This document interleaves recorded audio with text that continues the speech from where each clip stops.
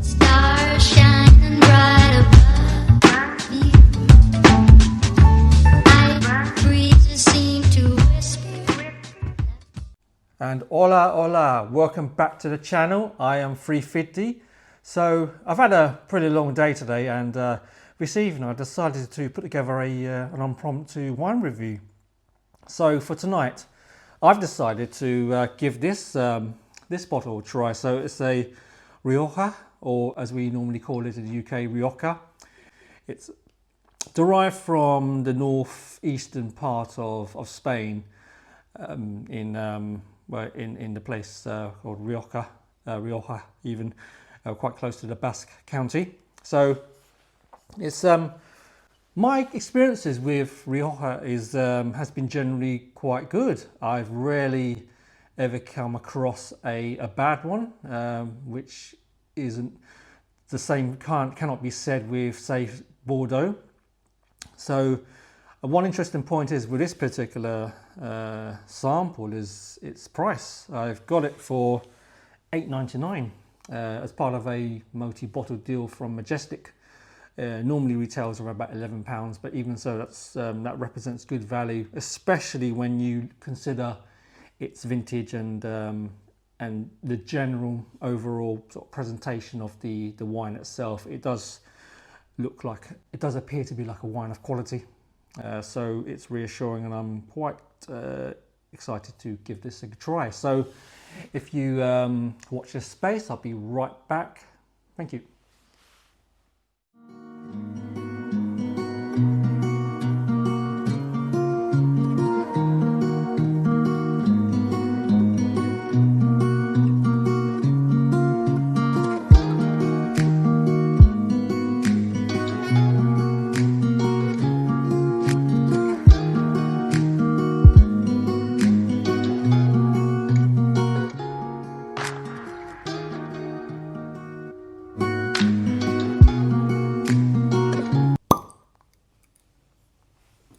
Okay,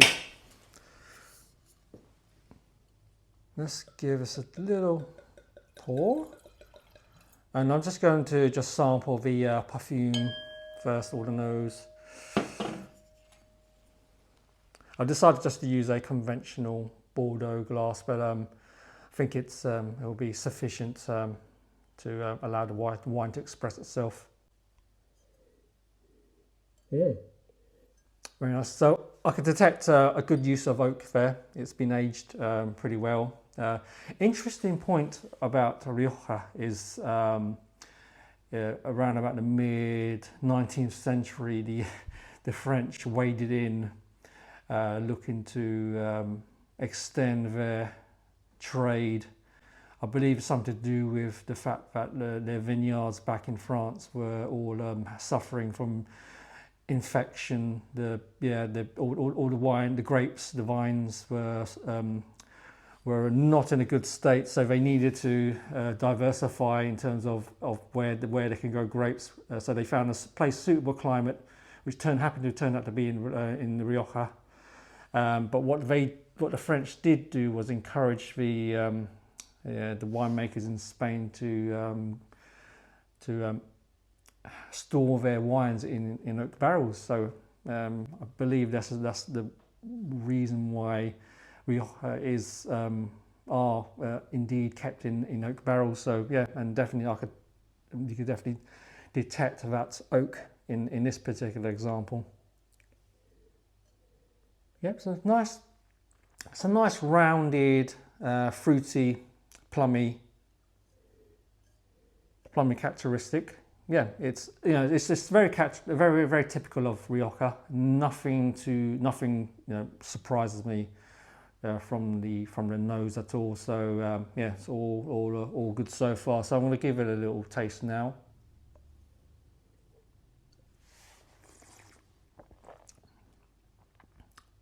Oh wow, that's rather good.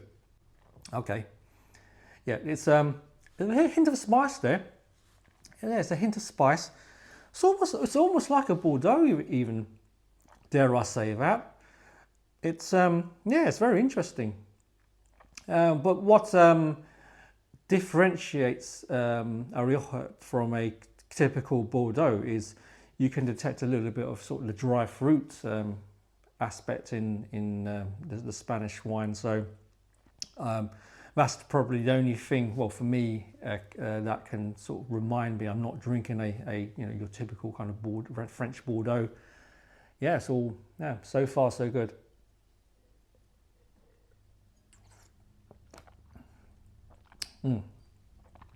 Yep. Yep. I'd say that initial and mid palate impact is definitely noticeable. That you can feel the spice, the fruit, and of course the oak as well. It's a pleasant in the mouth. In terms of aftertaste, the tail end of it, yeah, there's not really any. It doesn't leave anything. It's not lingering or anything like that. So, in some ways, it's it can be a count against the wine. If you're judging a wine, for example, you may want something that will leave a little bit of a signature, but it has to be a nice, something nice, not something nasty, really. But for me, for something that allows you to keep drinking, you don't want that fatigue, with something that lingers too much. It's you could drink this repeatedly and not feel like it's too much of a challenge. It's working for me. It's working for me.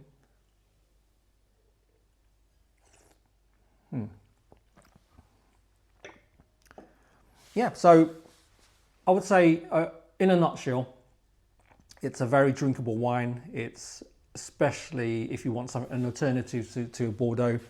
So it goes well, but whatever you think goes well Bordeaux food-wise, I would say you could simply substitute that with a Rioja, or this particular one, without a shadow of doubt. It's a 2019 vintage, so I think some of the notes, the flavors, the characteristics I've picked up so far may be a part of that aging process. Generally, I tend to have younger Riojas,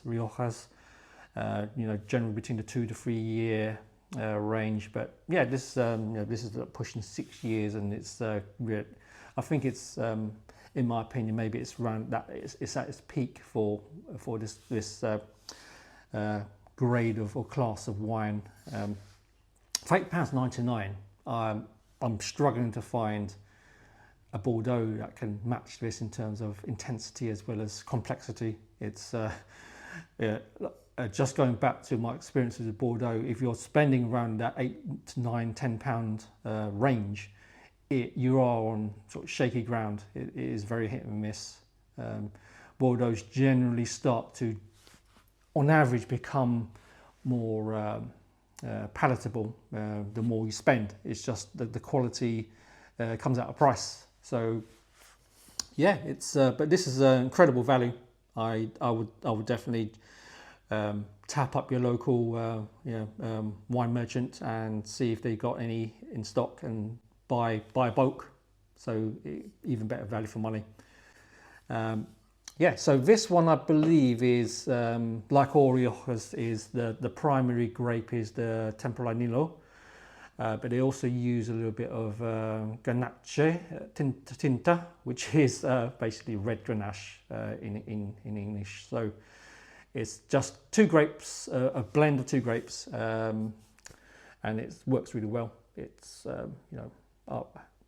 easily something that you could just share with somebody with food, or just on its own. It's a good wine. I always think Riojas are underrated in a way, in the grand scheme of things. I mean, you do see them on menus, on wine lists quite often, and I don't know, maybe people just don't embrace it in the mainstream as widely as a Bordeaux, or maybe even just your entry level Australian, South African, or New Zealand wines. I would say they're generally very reasonably priced as well. It's nothing to give you. It's nothing where it's pushing towards pretentious or flashy. It's when you pay. If you're paying a little bit more for a Rioja, you're generally paying for more for quality. It's not for anything else.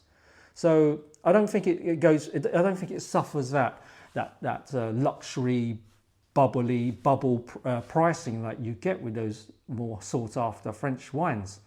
So I think it's a good value option.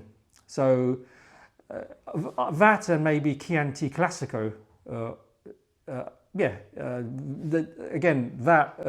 the Rioja and the Chianti Classico or Chianti Reserva are generally very good value for money for what it gives you. It gives you that drinkability coupled with that complexity and reward as well. So yeah, it's I'm gonna have a little one more sip for good luck, just to see, maybe because I've it's been a few minutes now, allowed the wine to breathe just a touch. So yeah, if I just give it a little, aerate it a little bit, and then see what it does, and see if anything changes. Yeah, the nose has is pretty consistent. It's the same. You know, you're still sensing the oak and the fruit and a little hint of spice there. So yeah.